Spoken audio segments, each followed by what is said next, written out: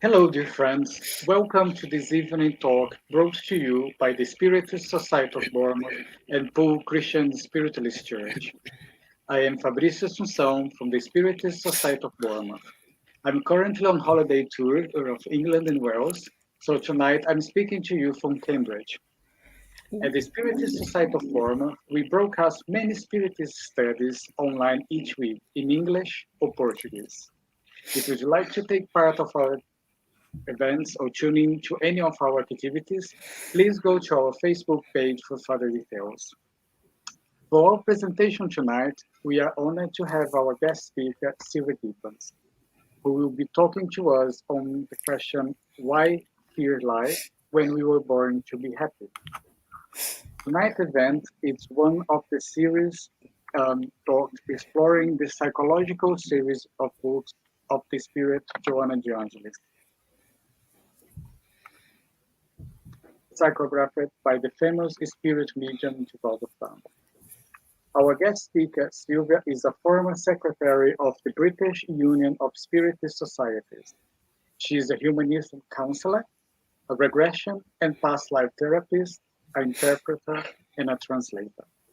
A very warm welcome to you, Silvia, and it's a great pleasure to have you leading our studies tonight. Before we start our study, let's go to our friend Lawrence Seville at the Full Christian Spiritualist Church for our opening prayer. Over to you, Lawrence. Thank you, Fabricio, and a very good evening to everybody, and welcome to another of our joint Spiritist Spiritualist collaboration nights. So if we could just take this time now, please, just to separate ourselves from all that besets us, to step aside from our physical life, our cares, our concerns, our worries, and just immerse ourselves in this evening, this education, these thoughts shared, teachings disseminated. And let us celebrate that knowledge and that truth that life is eternal. It is an unbroken thread of continuity from one existence to another, and always acknowledging the presence of the divine within each and every one of us and everything that surrounds us.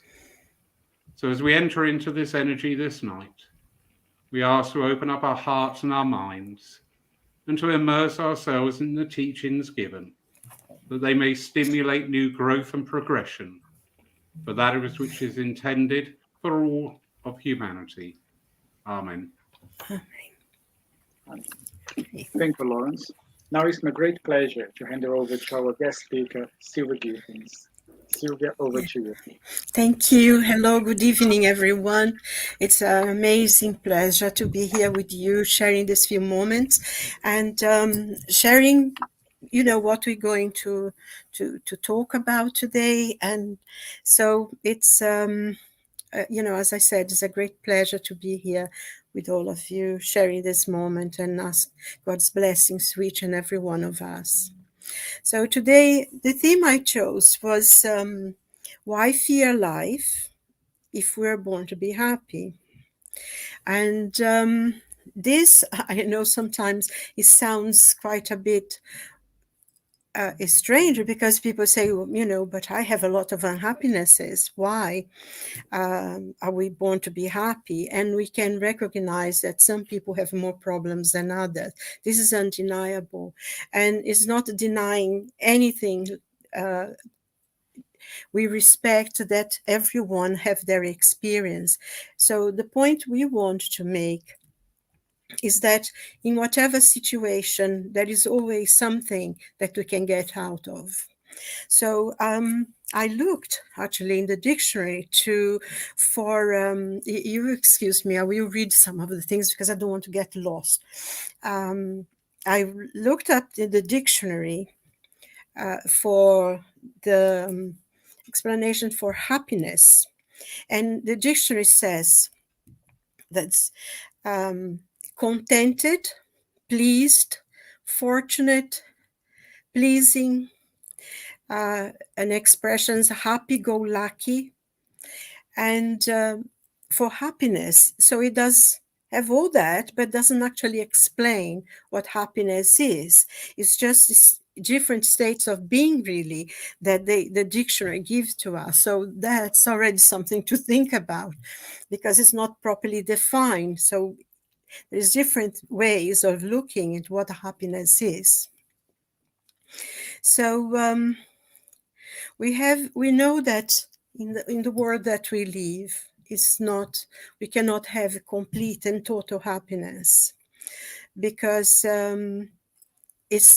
we are in a world that there are many difficulties, there are many problems, and as spiritists we know that we are in a world of trials and tribulations, passing on to a different world now, but we're still very much into that. So we come to this world for lessons that we need to learn for our lives. So the way as well that we look sometimes for happiness, it's more or less an illusion. We think of this happiness as being a state of completely all the time. It doesn't exist. It's an illusion happiness. We have moments. And because also we tend to look at happiness as wealth, as physical appearance, that people are beautiful. We think also in intelligence, someone is very smart, or fame and all fortune and all this kind of things. And we see that sometimes we tend to think, oh, those people are so happy, they have everything, they have money, they have fame, they have fortune. And we see that that's not quite true. And it's quite surprising sometimes to us when we see someone who seems to have everything, and they take on to drugs, they go into drink, or even, in many cases, unfortunately, even suicide. As we know, there are very famous people that have committed suicide at quite a young age. And it's very sad when we see that. And it's also quite a shock and surprising, because one thinks that they had everything to be happy. Why are they not happy? And that's one of the things that we need to stop and think about. When I was preparing, doing the reading for this talk, I was reminded of a book by Charles Dickens called The Tale of Two Cities. And in the book, he says, of course, he's talking about the French Revolution. And he said, the book starts, it was the worst of times, it was the best of times, it was a time of change. And although he was talking about the French Revolution, we can bring this, it's quite actual for the moment that we are living through in our planet at this moment, because we are living in a world of extreme in one side, technology has advanced to such a high extent that we can now put a spacecraft on top of an asteroid to study it, to learn from it. And this is traveling at thousands of miles an hour. We can send crafts as well to the bottom of the ocean, to the abyss side of the ocean, to study, to learn things. We have now medicine that can cure diseases that until not too long ago meant certain death if you had that disease. And now most people survive because the treatments are becoming more and more advanced.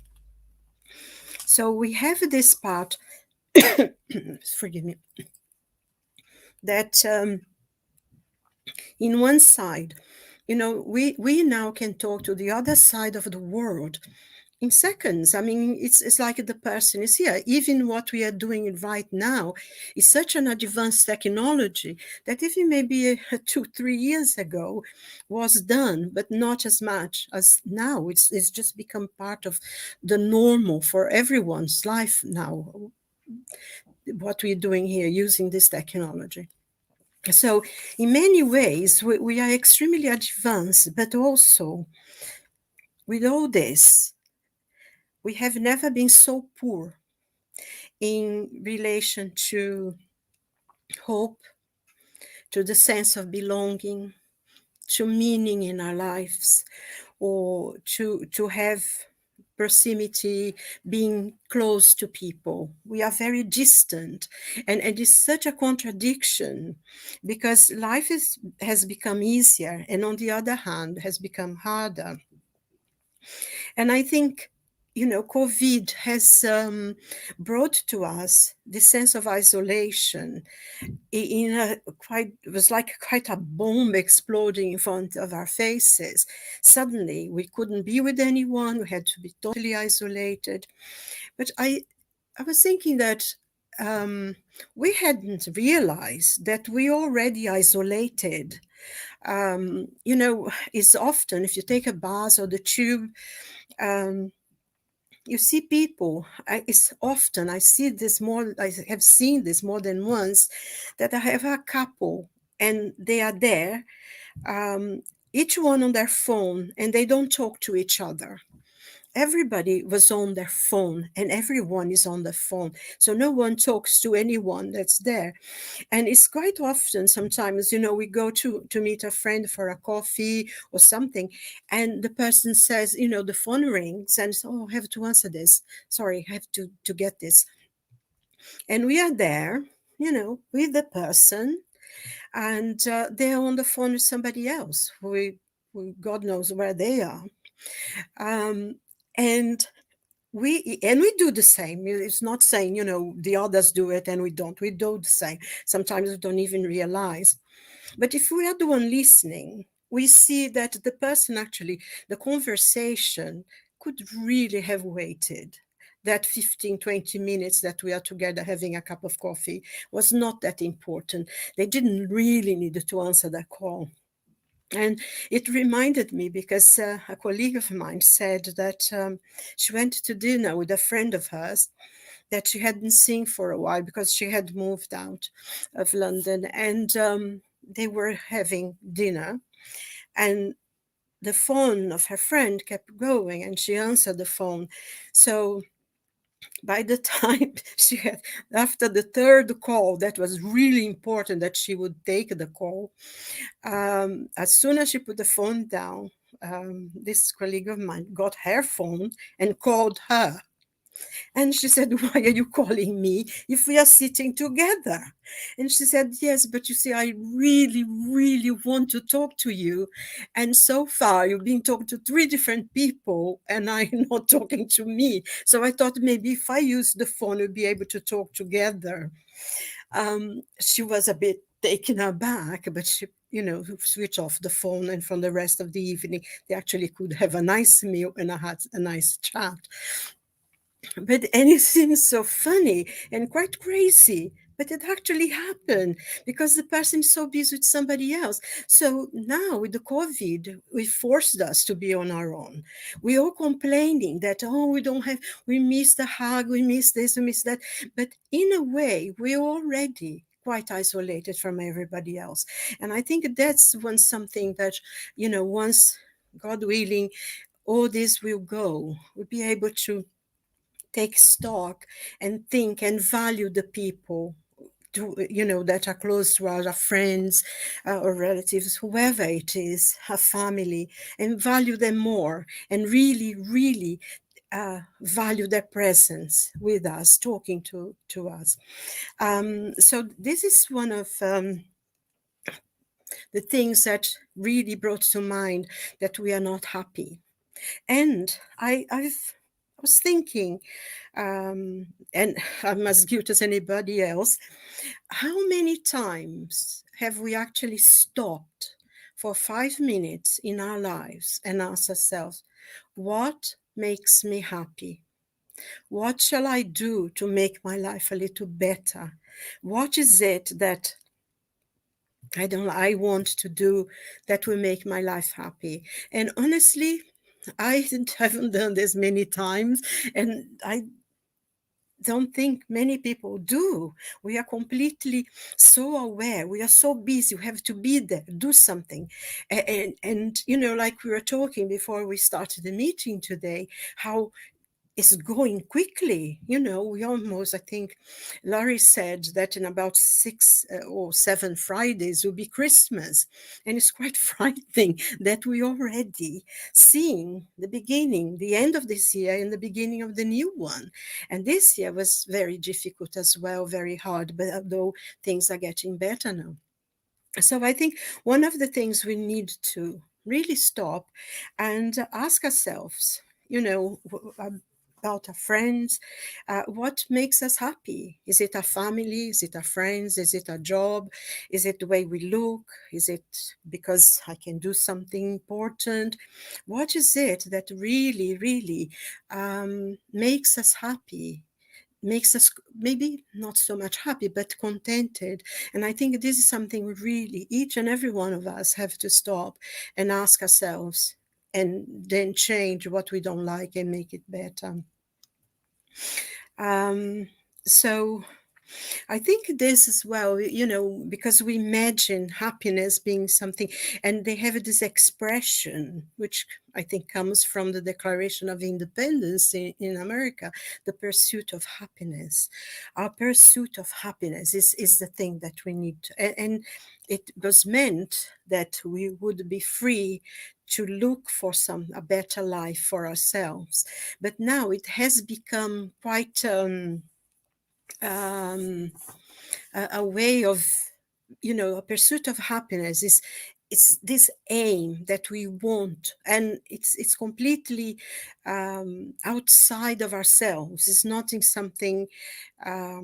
We look for happiness in things that are intrinsically, they have no value to make us happy, because we look for happiness in material things, in wealth, in the way we look, because we're young, and people, sometimes once they're getting a bit older, they go to extremes. Recently, I saw a photograph of a very well-known American actress.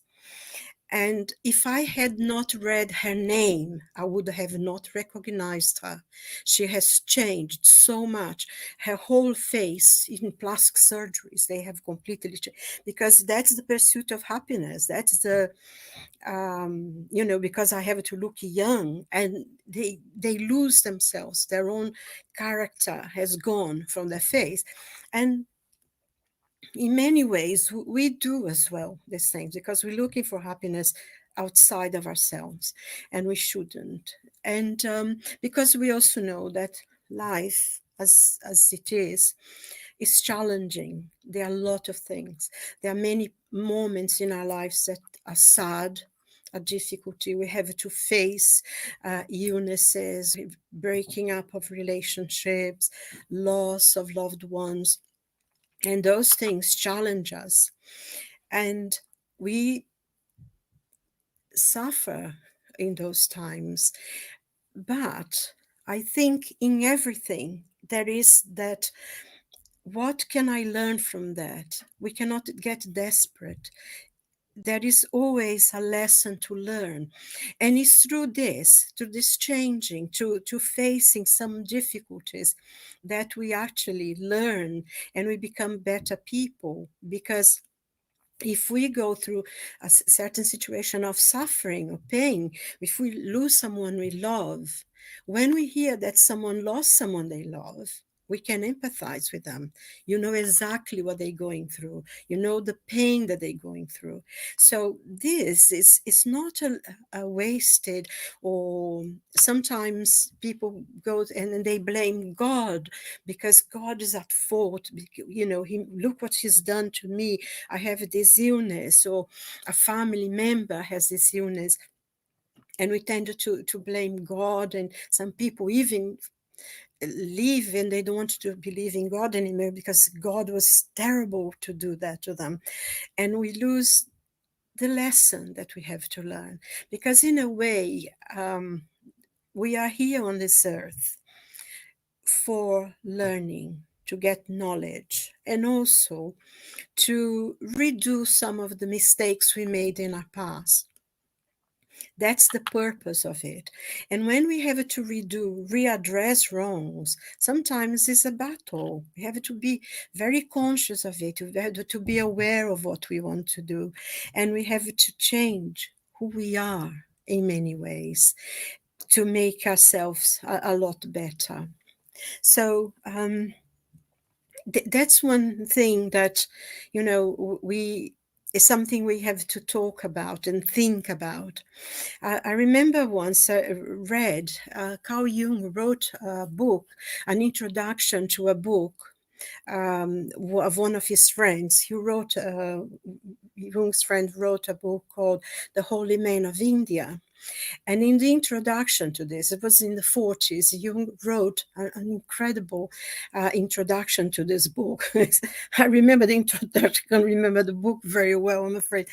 But Jung makes a comparison between the people in the East and the people in the West. And he said, in the West, we are forever looking for happiness, for fulfillment outside of ourselves, in goods, in what we have, a better car, a better bag, new shoes, a better house. Whereas in the East, people are more spiritual. They look for something that was more fulfilling spiritually to them. And this was back in the 40s. It was quite prophetic and was a complete right analysis. But now we see that with globalization that we have now, I think this division is very quickly disappearing. That pursuit for spirituality is being quite quickly lost in the East as well, unfortunately. But maybe as well is the point in which that we all come together and we're all going to be learn in the same way. So I think that is something important, because I think in looking for something outside of ourselves, we lose ourselves, we lose meaning, we lose a sense of belonging, we lose a sense of that of self-importance somehow, because we have no purpose. And this is very painful. And I think that's what creates what we see about, existential problems, the way depression has increased so much, where, a lot of mental problems, suicide, all of those have gone, and especially in young people, because I think we tend to give to young people, the best phone. You see children 5, 6, 7 years old with the latest Apple phone, because their friends have the best sneakers and this and that. We don't teach them that those things are only for show among the friends, but that they intrinsically they do not fulfill them. So when they come to the age of 15, 16, 17, if they don't have those things, they'll feel very depressed. They feel that they cannot be part of the group. And I think sometimes you see quite a lot of movies, especially talking about young people who feel let out because they don't have the last shoe, or they cannot afford to dress the same way as somebody else dressed. As in my time, everybody had uniforms, so everybody was dressed the same. But we have this, so young people feel very left out of what it is, because of course everything is to do with their appearance rather the sense of who they are. And we also lose our meaning. And I think when we lose a meaning and purpose in life is that when we become afraid of life. And because we're afraid of life, we become afraid of death. So we live in constant anxiety, afraid to live and afraid to die. And I remember this song, I think it was a band called The Tremolers a long, long time ago. Maybe you, Laurie, remember them. But they had this song and said that this world is a bad place. Is a very bad place. He says, is a bad place, is a terrible place to be, but I don't want to die. And it's a beautiful song, but And we live this. We think the world is terrible, everything is horrible that's going on, but we don't want to die because we're afraid of death, because we live in this fear of life, we're afraid of living, because we don't look the way we should look, or our appearance is different, or we don't have as much money as somebody else, they have a better car. And there is this constant envy, jealousy, bitterness, because somebody else has something better than we have. But also when we are the ones who have things, we feel superior to other people because we have a best mobile phone, or we have the latest iPod, or we have this beautiful car, or our house is nicer than somebody else's. And we somehow, we feel superior to other people. And when the other people have, we feel a bit inferior to them, which is completely unacceptable. But that's somehow seems to be the world in which we are living now. But there is a thing, Joana de Angelis, in her book, Be Happy Now, Seja Feliz Agora, Hoje, she says that when, I will read this, I think it's better to quote directly from Joana. She says, when difficult and painful situations occur in our lives, that we must not complain or curse, and let ourselves see what we can learn from the difficult situation that we are going through. And she said that because existence, she says that existence needs transcendental stimulus so we can reach the aim that awaits us. So in a way, she was saying, that our life is like a rocket, it's full of fire, it's full of all that. And then you send it out into space, and then the fire goes and it's peaceful. And sometimes we need to have those kind of things to move us away from a comfort zone, because sometimes we can rot in our comfort zone, afraid of getting a new start, afraid of doing something else. So sometimes when life difficulties happen, it's an opportunity for us to see what we're made of, because we only know what we can do once we try. And it's so easy for us to stay in that job, even though we don't really feel that we're realizing our potential, but we get enough money to live quite well, or we are in a relationship that doesn't quite please us, but at least you have someone with you. And we always settle for what is easy. And sometimes something happens, either breakage, or you get fired or made redundant or something. It's that push that sometimes we need to, it's like someone comes and kicks us out. And then suddenly you're having to face a lot of difficulties, but on the other hand, is that what gets us, it strengthens us to do our best, and to see how strong we are. And many times in life, once we go through a situation and at the time we feel completely overwhelmed, we don't think we can do it, but time passes, everything goes, everything passes. Then we look back and say, oh, I can't believe I was able to do that. I can't believe I overcame that problem. My God, I felt so annoyed. How did I do that? And you feel so happy because you feel strong. And, I think Nietzsche in his book Et Homo, he said, what doesn't kill you will make you stronger. And I think that's quite true. But we don't know until we until we go through certain things and we put ourselves out there fighting with the fire. A friend of mine used to say, sometimes you have to jump in the arena and fight the bull. He had some funny things like that.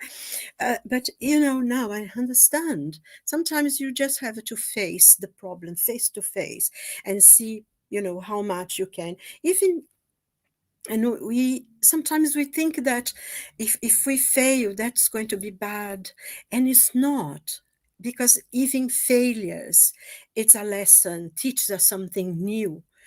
We know how strong we are or how weak we are. We are not the person we thought we were. But mostly, I think, personally, I feel this, that most those situations that happen, once you can face them and go through them and do what you need to do with them, it's always a positive step. It's always a life affirming. It's always giving you meaning and a purpose in life. And that's what we need. We need to feel that we are useful, that our life has, in some way, we are fulfilling what we need to do. I think as human beings, as we need to feel that we are useful. That's why when someone loses their job, sometimes they feel a bit down, and because they, not that thing of preparing yourself, going to work, facing a day, facing situations, facing problems, make you feel as if you are doing something in the world. Not doing anything is the most depressing and unfulfilling thing that we can do. So we always need to feel that we are doing something, and to, be it by writing a book, raising a child, creating a new project. It doesn't need to be something very enormous. Maybe just a plot of land, plot of land that you go and you plant some flowers or plant some vegetables, working on the land and feeling it and seeing things grow. And like if you plant a lot of vegetables and things, you can have this beautiful salad, and it's so fulfilling because you are the one who planted it, you watered it, you took care of it, and now you're enjoying it. And I think happiness is this, is being contented with little things, it's being content with what we have. And I think many times we tend to look always towards someone who's up there, and we forget to look back. I remember once talking to the spiritual benefactor, and he said to me, sometimes you need to stop and look back at your shoulder, what's coming behind you. And sometimes that's what we need to do. We need to look behind us, because there is always someone in a worse condition. There is always someone who doesn't have anyone to talk to. And this is, there is a lot of poverty in the world. There is a lot of suffering. We know that we don't need to have anybody going through poverty and starvation in this world that we have now. But unfortunately, that still is. But also, people who have lots of money sometimes. I have experience of this. I worked for a time in a shop. I would sell papers, newspapers, magazines, and that kind of thing. And in a very expensive area of London, very rich area of London. So some of the people there, they were not what you could call poor. And sometimes I think they were quite rich by the jewelry or the way they had. But there was so much loneliness. There was so much pain, and they look so miserable. And I remember that I used to say, good morning, how are you? Is nice today? Or is cold today? And there were people who could, I remember that there, more than once this happened, as sad as it is, they would actually let people go in front of them so they could come to my counter, to the till where I was working, because they knew I would talk to them. It's completely crazy. And, just saying hello, goodbye, and how are you today? Oh, nice to see you again. And it's nothing. It's absolutely nothing. But somebody said to me once, you talk to me more than my daughter does. And I'm a total stranger working in a shop. And then you see that, not only having money doesn't make you be fulfilled or happy, and because there are so many people completely feeling isolated with no human contact at all. And I think that's something we need to think about, because sometimes just smiling at a person in the street, you're changing their day. Or we ourselves, I mean, we ourselves sometimes, when we are unhappy, we go in the street and someone looks at us, take a second look and maybe smile, and you feel acknowledged. And I think in the world that we are living, that's so busy, most people are on their phones nowadays, very few people actually can see you. And you want to be seen, you want to be recognized that you exist. And we want to give other people as well the same that we wanted to for ourselves. And this, I find that this is very important. The Spirit Emmanuel that you write with Chico Xavier, he says, is the well-being of others. We are happy when we make other people happy. Our happiness will bring joy to people. And sometimes we're not very happy, but we make other people happy. And what comes back makes us really cheerful. You sense that you helped someone. And I think it is the well-being of others is something that's precious, because it means that we are affecting in a very subtle, in a very small way, somebody else's life. Because an action that can be quite small for us can be quite big for the person who's going through a moment of difficulties. Sending a prayer to them.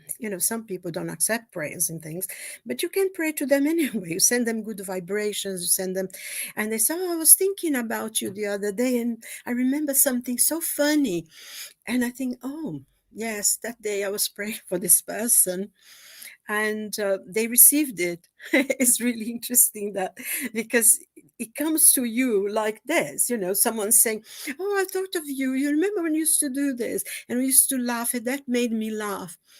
And I have had occasions in that I was feeling very low for some reason. And somebody called me and said, oh, I was thinking about you, and, I haven't seen you for a long time. And it changed completely your day. So I think we need to be aware of it, to be there for people in many ways, with our prayers, with our thoughts, with our ears, to listen to them, give them the opportunity to tell us. Because I think sometimes, and I really fail as well, many times I do, I don't always give the time to listen to someone, and they may be needing to talk, they may be needing to tell them, and it can be quite something in your eyes quite simple, but for that person who's telling you that their story or whatever is happening to them, it's very important to have someone to listen to them. And I think as friends, sometimes we are so busy with ourselves or our worries about this, that, and the other. What's happening? What's my phone? Who's calling me now? And what do I have to do after I leave here? That we don't give the due time to listen to the friends or to whoever wants to talk to us. And sometimes can be a strange person that you meet in a cafe, who's sitting there with your paper, your book, and then they sit there by themselves and you smile with them, and suddenly they start talking and they want to tell you things.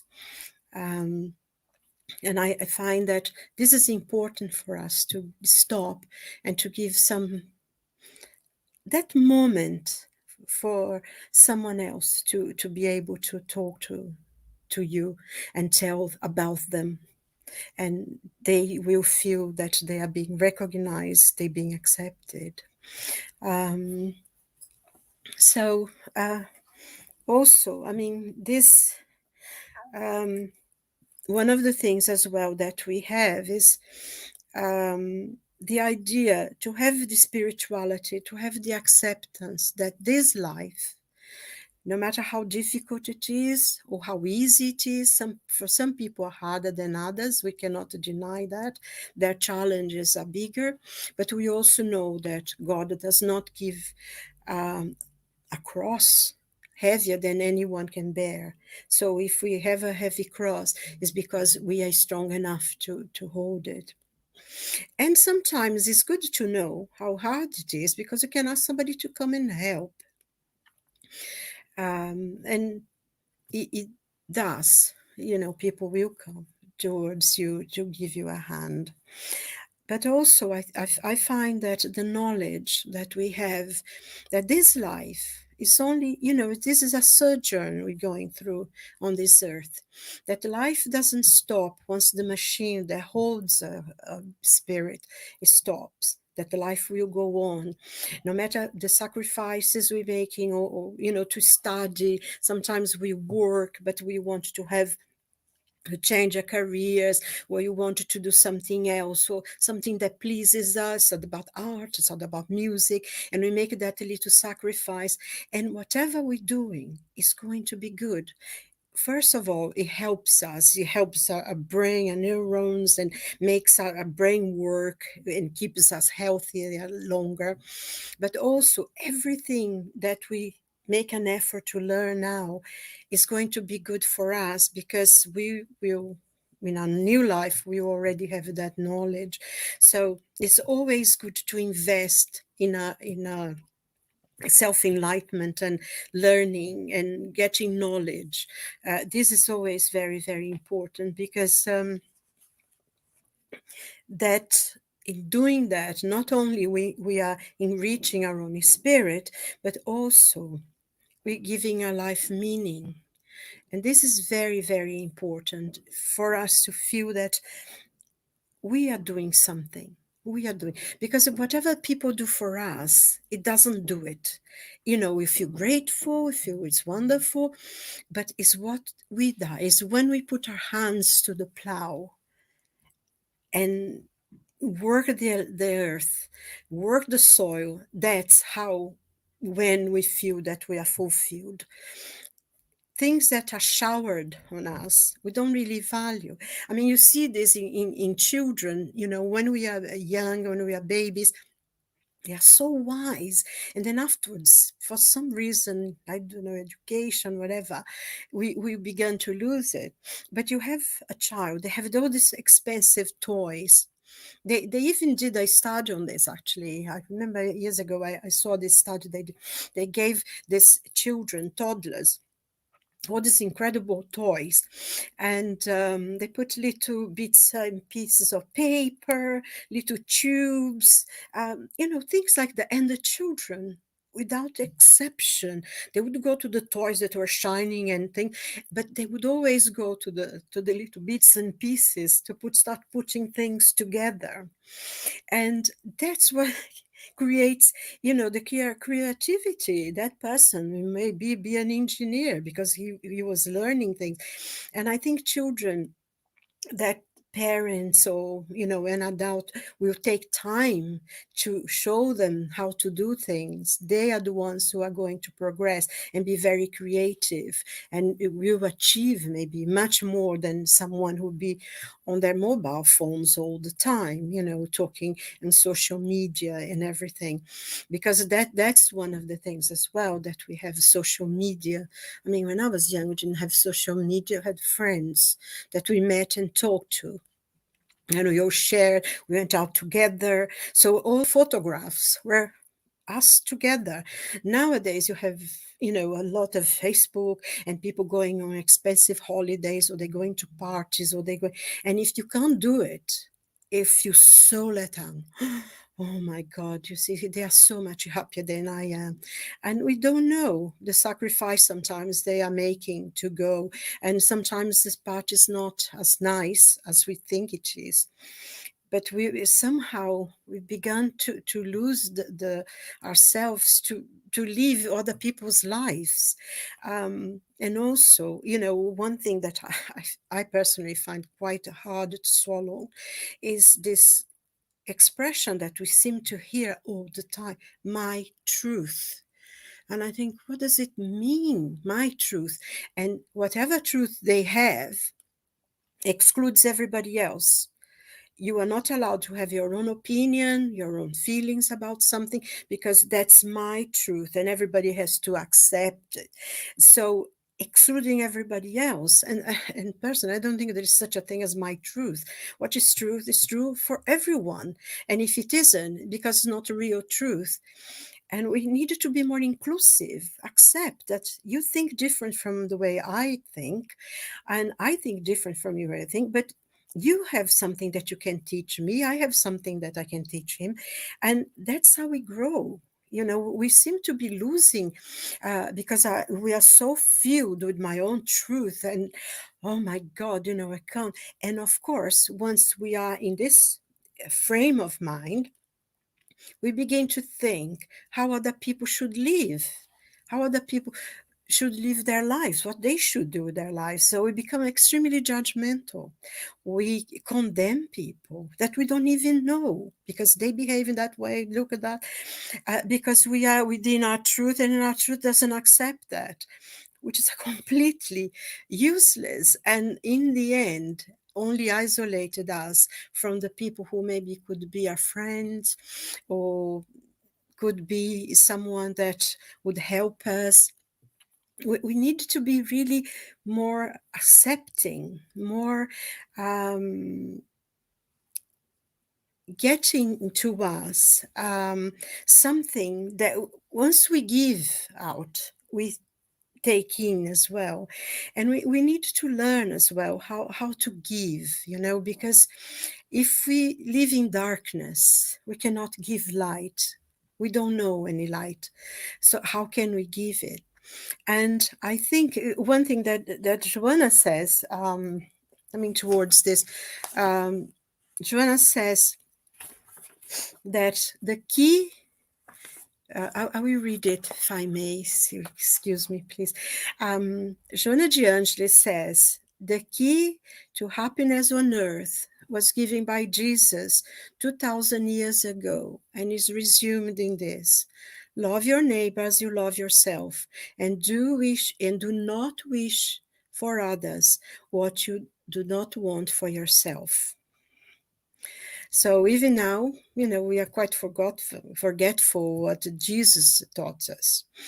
But I think what he says is for us to be good to ourselves, to be loving, to be caring to ourselves, to forgive ourselves. So we can love others. We can give them the time that they need, because we know how we are respected. We need to give forgiveness and love because we need that. So the only thing, and Joanna says also that the only things that last forever is love, because it comes from the Creator, and all the work of the universe is the manifestation of the Creator's love for us and to ourselves. So if we go, the aim for us to fulfill a life is to give, to love, to forgive, to have understanding, to be able to see the other person with all their faults and potential and like them, because that's how we like to be liked and loved and respected for what we are. So going back to the beginning for the expression of happiness, I think happiness is a pleasure of work, is being content with what we have and feel fortunate that we are able to achieve more, is to be grateful, to be able to serve and to take a go-lucky attitude when things are not going so well for us. If we take an attitude of light and let's see how I can deal with this, and we will feel a lot better. And so, we were born to be happy, to make our lives and the lives of others happy. That's the gift that God gave us, to be happy, because as his children, we are the inheritors of the universe. So I come to a close here. I think there is questions, isn't there? If there are any. Thank Yeah. you. There are indeed. Gosh. That was lovely, Silvia. Thank you very much. Great reflections there. A lot of things for us to reflect. Loads of insights there for us to take away. Um, there are a few questions popping up here on Facebook, and also a few comments. I'm just going to read it out. Um, we have a comment from Elsa. She said, "We only feel happiness when we have compassion, charity, help with love, and renounced to so many things in order to serve on behalf of higher spirit." And next one is a question from our friend Sue. She says, Sylvia, do you feel we have been conditioned to be busy doing, quotation mark, having adopted the roles we have been allocated from birth, chasing the missing something, seeking externally for answers, also externally striving for external validation, which has led to disconnection from life around us?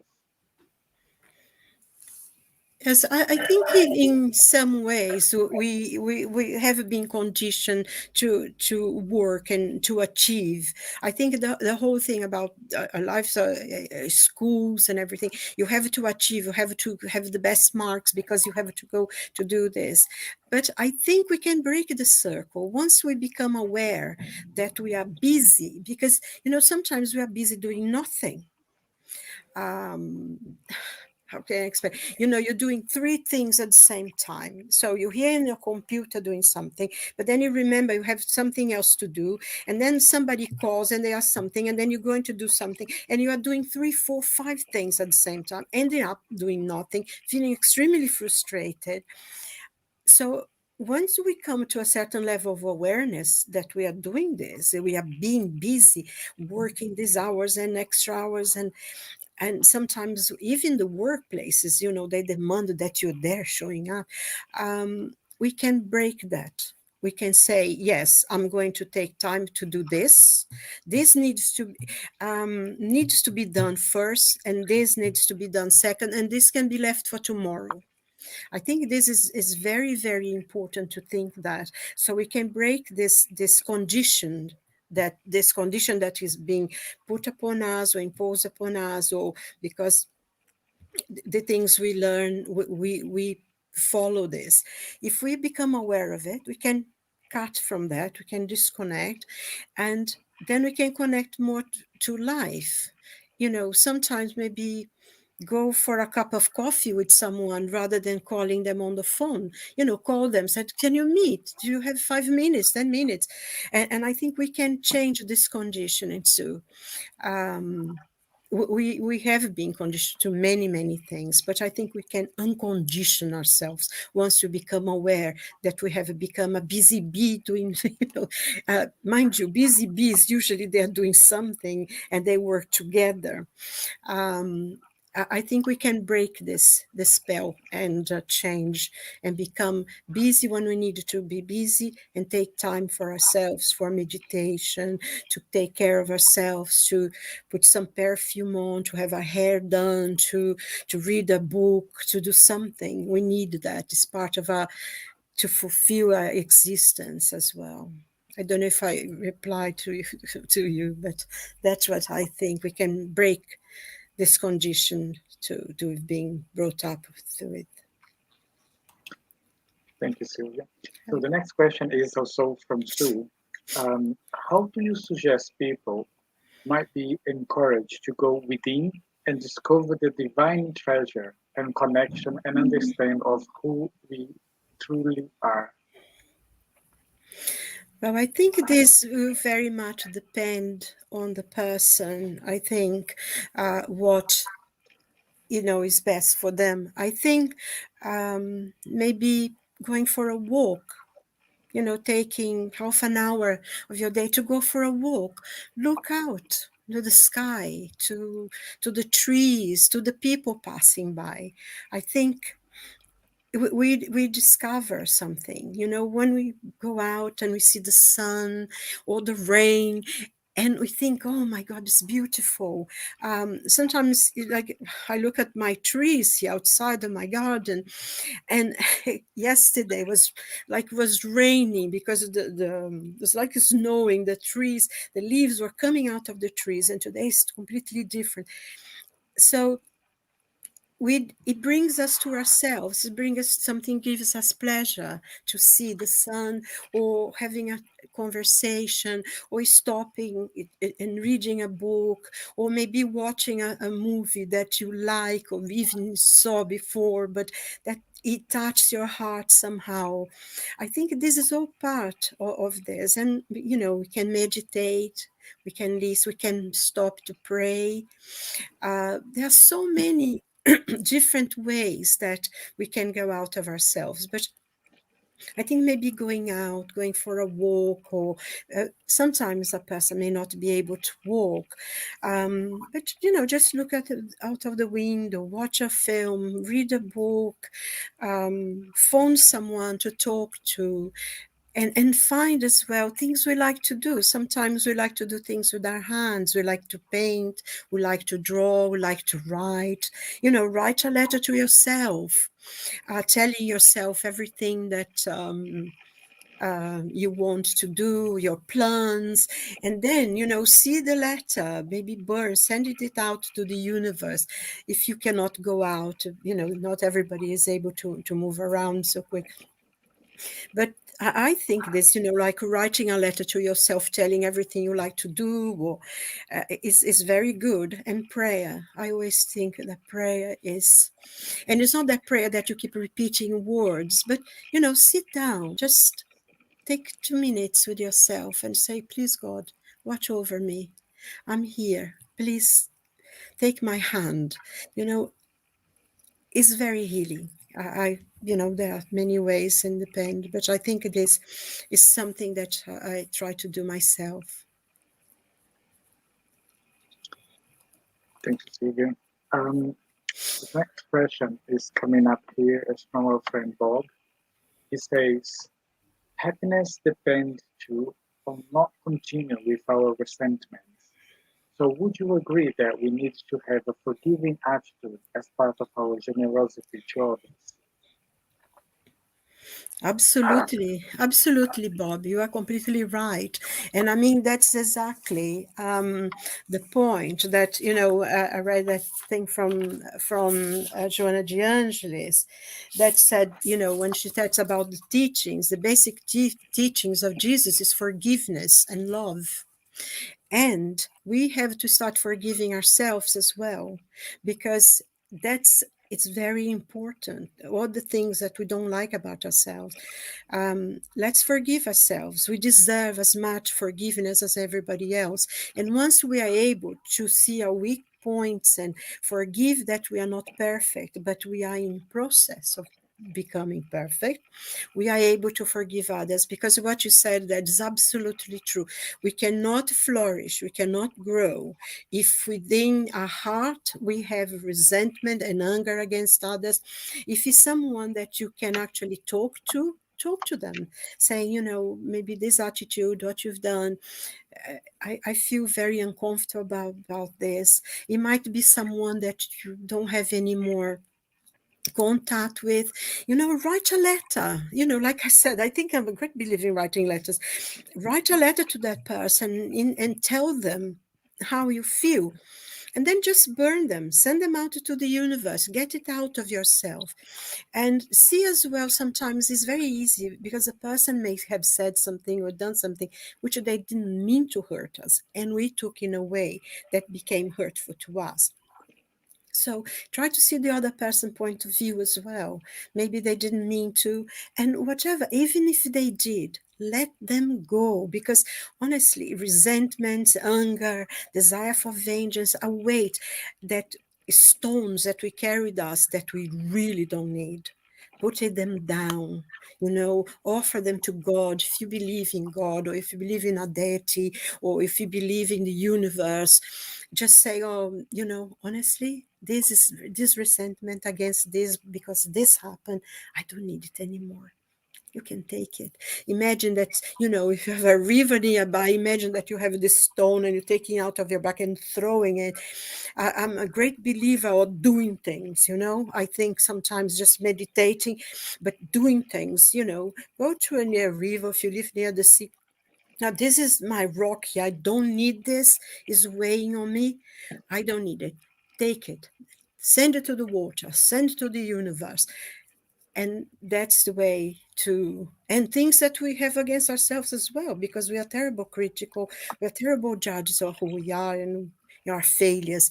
Let go of them. We don't need them, because once you do that, take away resentment, comes forgiveness. You have a place for other things: forgiveness, acceptance, and friendship, and love. And love is everything, everything. So you are right. Thank you, Silvia. Okay. So it's coming up to our last comment of the night. It's a very interesting one from Sue. She says, "Own truth, I feel, is about a personal perception, a self-realization, a personal understanding, which might also change through our own soul growth. It's not a static energy. It's not about say this is the way. Truth is unique to everyone, although there might be similarities if discussed." Yes. I mean, the way you describe it is the way I understand it too. When I made the point is that sometimes we hear, especially in the press or something, that people go into their truth and everybody else is excluded. What you're saying here is soul growth, is someone that is aware, and we are aware. And when we come to the point, yes, it's a soul growth, it's static, it's moving, accepts other people as well, even if you don't agree with them. I think I always remember this quote from Voltaire, that he said, "I may not agree with you, what you're saying, but I will die for your right to say it." And although what you're saying, that's the way it should be, it's not the way sometimes is represented. People can be quite strong that they have the truth, they are holding it, and everybody else is wrong. And that's one of the big problems that sometimes we have. That's, when I made the comment. But the way you say it, it's a personal perception, and is your own personal perception. It may not be good enough for me, and my own perception also maybe not be good for somebody else. So we share it and we grow together. Thank you, Silvia. Elsie says, "Thank you, Silvia. In this talk, you made my day. So many reflections, my dear." Thank you. So I just would like to announce our next meeting. So our next meeting is on the 19th of November. Our next speaker is Evanise, and the topic that she's going to be discussing with us is hope therapy. I hope to see you all there. Just before I hand it over to Lawrence for the closing prayer, is there any closing remarks you'd like to make, or yourself, Lawrence? Absolutely enthralled. Absolutely wonderful talk. Thank you for sharing that. That really hit home on a lot of levels, and I know a lot of people share those sentiments as well. So thank you. Any closing remarks from you, Sylvia, before we go to the closing prayer? Well, I just, this is more or less what I feel, what I try to do for myself when I'm becoming too intransigent or too judgmental. I try to say, stop it. Everyone is having their own difficulties, so respect them and try to help them if you can. And that's what I try to do. this is my experience and what I try. And with the knowledge of Spiritism, it makes me understand that I am a being among many beings, and my future is light. I am a being of light, being now purified. It's like this huge diamond that we are, and we are being polished, and one day we will reflect the life of God, and because that's the life he gave us. So we are all fighting our own battles, and if we help each other, we will achieve what we want to achieve quicker. That's how I feel. Thank you very much, Silvia. So I would like to say Thank you for inviting me. Thank you for inviting me, first of all. it's our pleasure to have you here with us. I'd like to say thank you to everyone who has been with us through Facebook and YouTube. And I would like to invite Lawrence for the closing prayer, please. Thank you, Fabricio. So once more, if we can draw into that silence, that peace, that place of the divine which resides within all things. We give thanks for sharing this evening, this small time, bringing with it a wealth and a compendium of thoughts to take away, to reflect upon and practice in the coming days. We give thanks for this enlightenment that we receive through so many different avenues. At this time now, when we are not separated anymore by distance, but we are all reminded we all reside under the one sky, on the one planet, in the one heartbeat and moment, and we are all truly linked. We are all truly as one. No one is isolated, but we are all one on that path of progression. So as we leave this place, this virtual temple this night, take with us the love, the joy, and the sentiment from Spirit that the progression that we go through is our ever continuing evolvement, spiritually, physically, and psychologically. And we thank you for this opportunity. Amen. Amen. Thank you, Lawrence. Thank you, Silvia. Thank you, everyone. And I hope to see you soon. Yes, and safe travels. You've been to beautiful places in England. Thank you, everyone. God bless each and every one of us. Thank you. Good night. Good night.